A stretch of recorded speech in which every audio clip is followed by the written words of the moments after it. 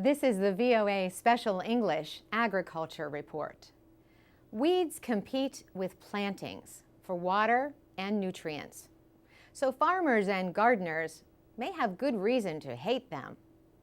But weeds can also bring pretty flowers and wild beauty to places lacking either. British nature writer Richard Mabey offers support for them in his new book. The title says it all: Weeds, in defense of nature's most unloved plants. But when exactly is a plant considered a weed?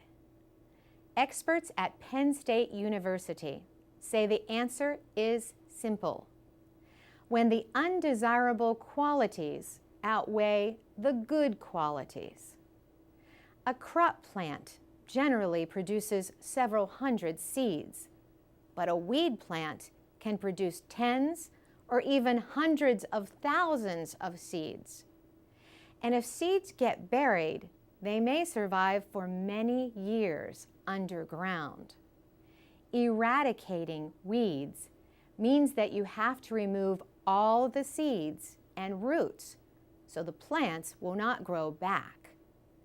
But birds or the wind can reintroduce them to the land. A more common way to deal with weeds is to control them enough so that the land can be used for planting.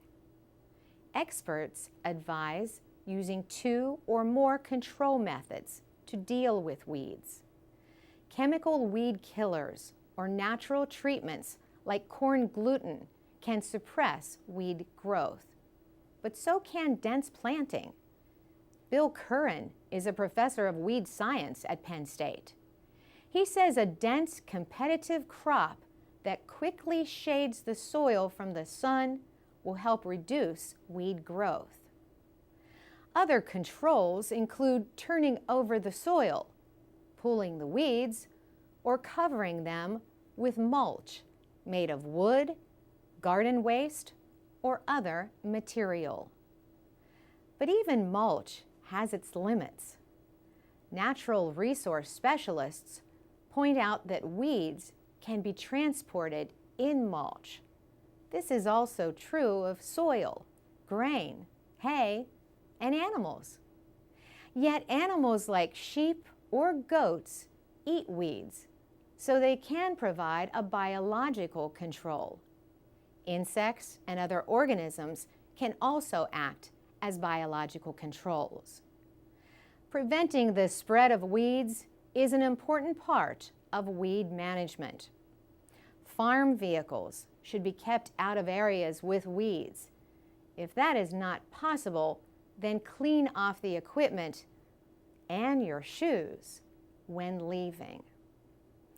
Some people burn weeds or bury them deep in the ground or make them into mulch.